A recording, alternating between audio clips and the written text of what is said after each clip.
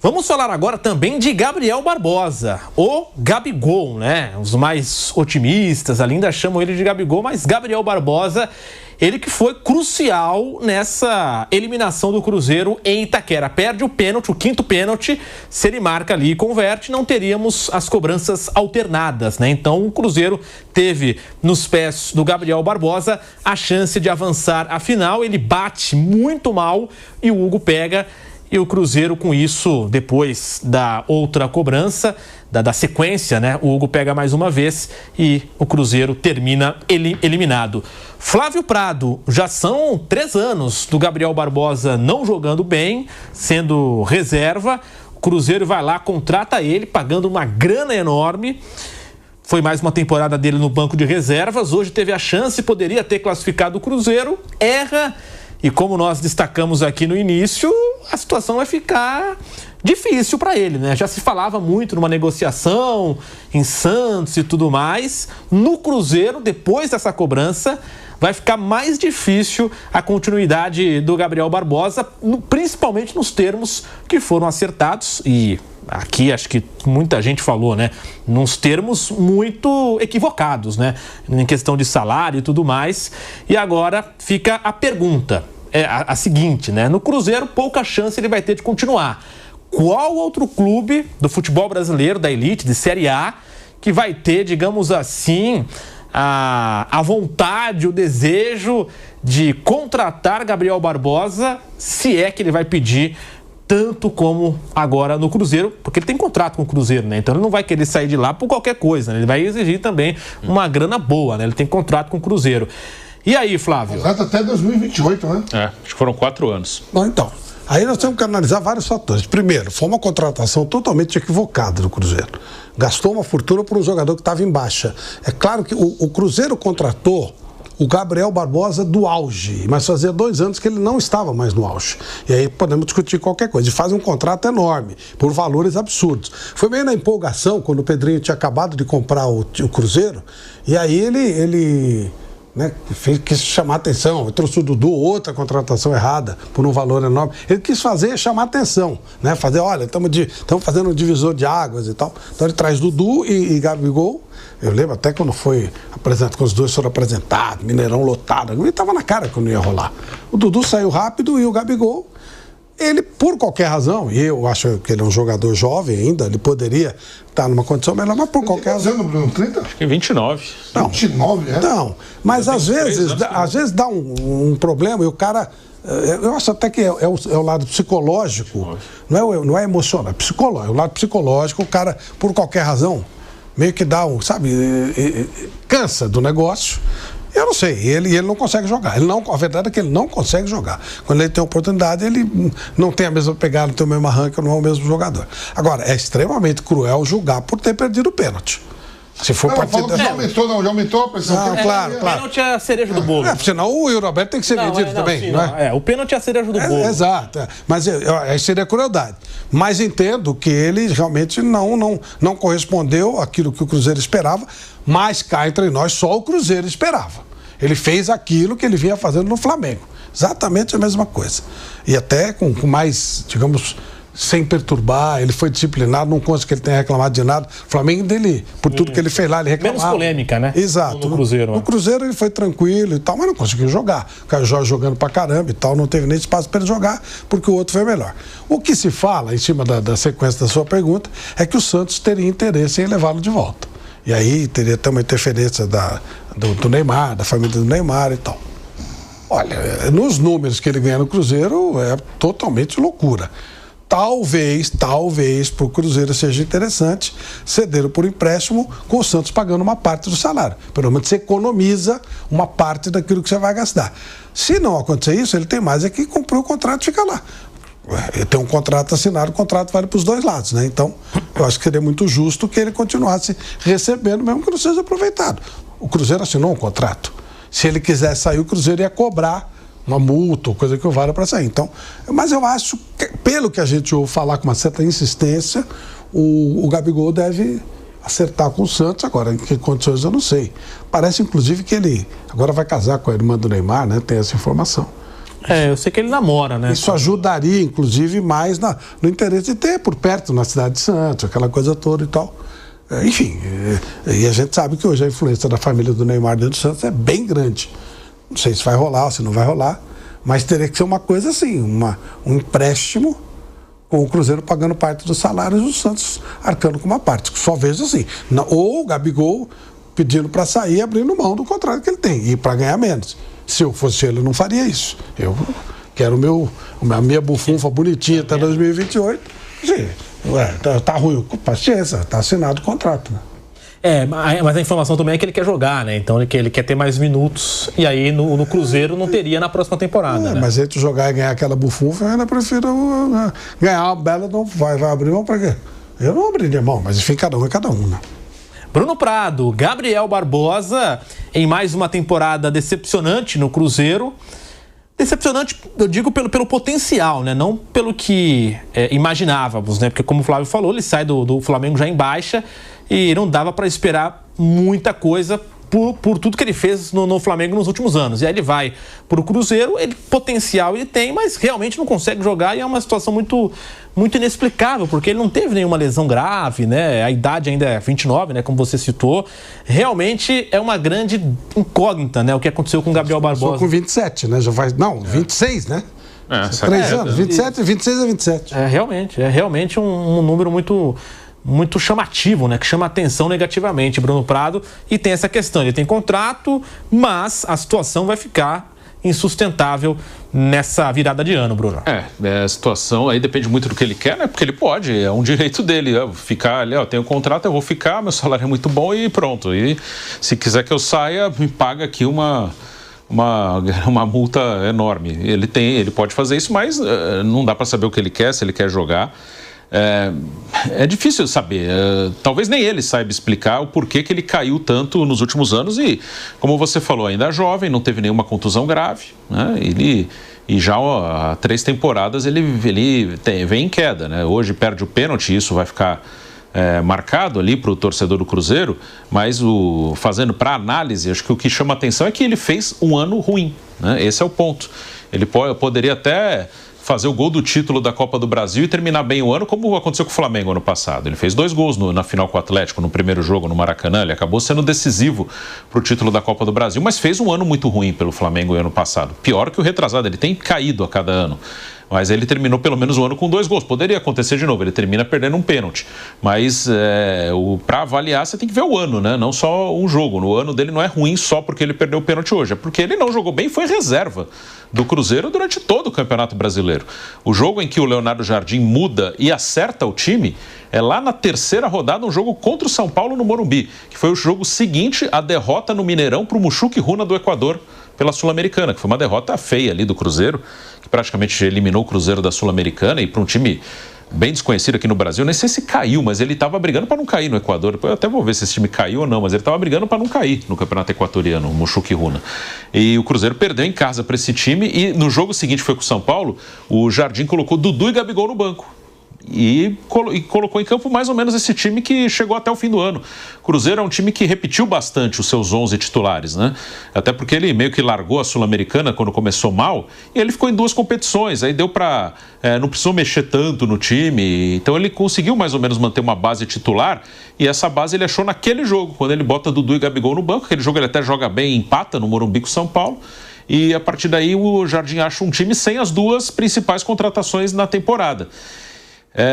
Mas o dono do Cruzeiro, Pedro Lourenço, ele mesmo acho que foi entendendo ao longo do tempo algumas situações, porque ele dá entrevistas, né? Ele fala sobre isso, né? Aí não é nem um achismo, pelas palavras dele. Ele não cita o Dudu nem o Gabigol, mas ele fala, né, que ele gastou mais do que ele deveria, que ele entende melhor hoje como é o mundo do futebol, porque ele é um empresário muito experiente, claro, uma pessoa inteligente, mas ele, como um dono de clube, ele já era patrocinador, ele já ajudava, ele foi um dos investidores ali, quando o Ronaldo adquiriu a SAF, ele ajudou também com investimentos, mas agora ele virou o dono, o gestor do time, ele é gestor nas empresas dele ali, e teve sucesso como gestor ali no supermercado é na rede de supermercados dele, mas o futebol é diferente, né?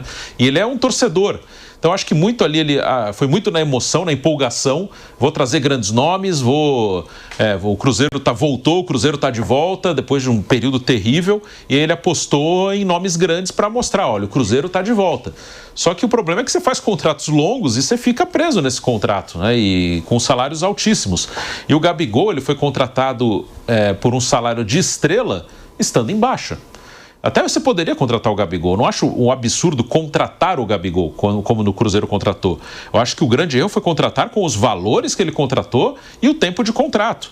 Eu acho que você poderia contratar o Gabigol numa conversa bem sincera com ele. Olha, você tem 28 anos, quando ele chegou ele tinha 28.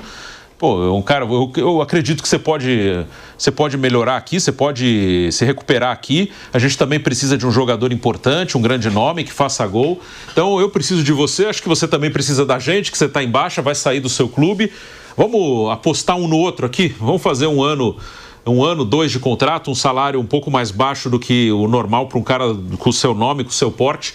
E aí, se a coisa andar, a gente conversa de novo. Se, sei lá, daqui a 6, 7, 8 meses, se a coisa estiver andando bem, a gente conversa de novo e aí vamos valorizar o que dentro do que você merece, dentro do que você rendeu.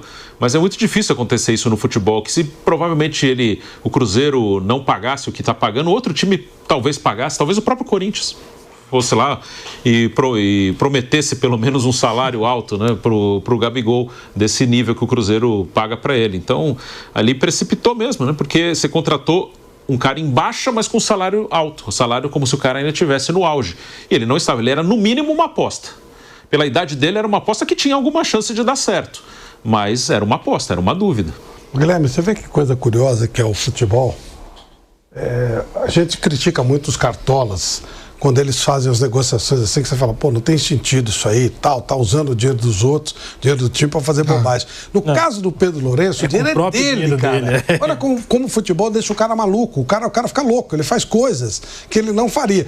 Com o próprio dinheiro o cara fez isso. Imagina o dinheiro sendo dele. Então você começa a entender um pouco a cabeça do cartola. Por isso que tem que ser um CEO, sabe? Um cara que tem que prestar conta dos valores. De preferência, um senhor que não entenda muito de futebol. E aquilo, Flávio, que você falou, por exemplo, olha a temporada como é que pode ser. Você pega o Corinthians, que está em quase 2 bilhões e 700 milhões de dívida, né? E ele pode faturar 2 títulos na temporada. Copa do Brasil, já faturou o Campeonato Paulista. O único time paulista. E você tem o Palmeiras, que gastou 700 milhões, todo organizado, financeiramente, sem dívida nenhuma. E não conquistar nada, passou um ano em branco. O Vasco também, né? Aí olha só como envolve um monte de coisas que se der, o Corinthians já está.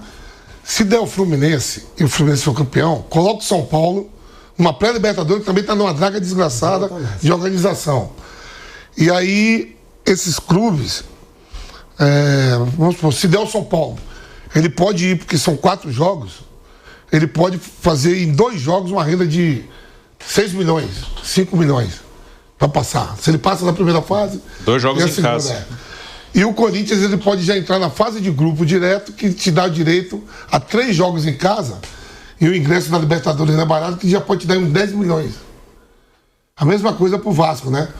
O Vasco talvez uma renda mais barata, porque eles gostam de mandar os jogos em São Januário, né? Não sei se leva para o Maracanã, se... Não, geralmente é São Januário.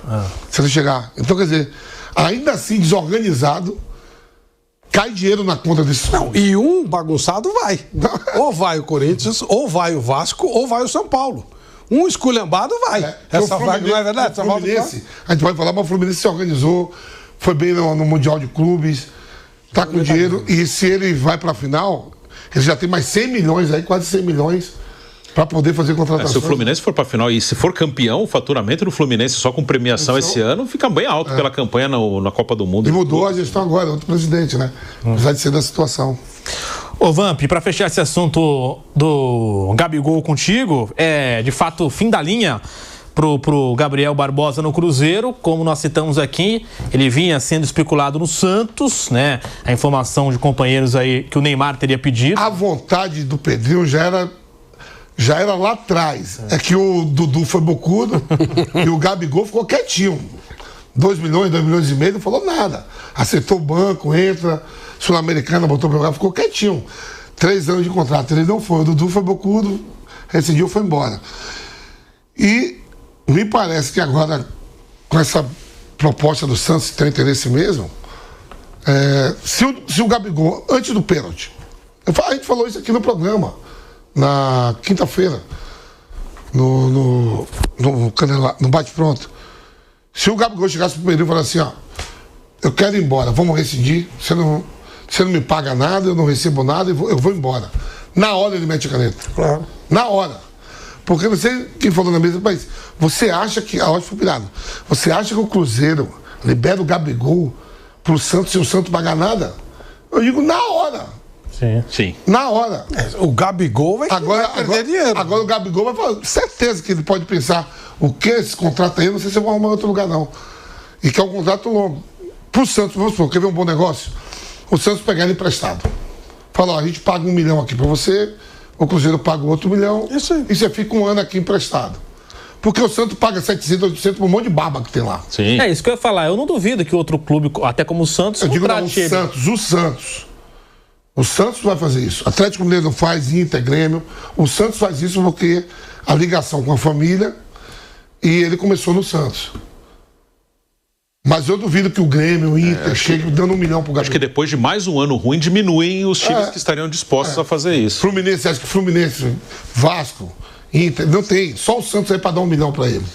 Agora, se acontecer esse negócio mesmo, que tá se cogitando aí, né? Agora, principalmente agora que o Cruzeiro vai entrar de férias, vai ter as janelas aí, começa tudo em janeiro. Se o Santos não repatriar o Gabigol pagando 1 milhão, o Cruzeiro pagando a diferença, é um negócio bom pro Santos, pro Gabigol e pro Cruzeiro. Esse negócio é bom. É diferente quando eu vi aquele quando o Cruzeiro quis o Dudu, eu digo, pô, isso não é bom nem pro Cruzeiro e nem pro Palmeiras, é só bom pro Dudu. Não é bom, só é ruim pro Cruzeiro. A gente falou aqui. Quando o Cruzeiro queria comprar do Palmeiras. Eu digo, que era mais caro ainda, né? Que a Leila fez de tudo. Eu digo, Ele pô, chegou a anunciar a contratação. Eu falei, aquela parada ali só vai ser ruim pro Cruzeiro. Como foi? Sim.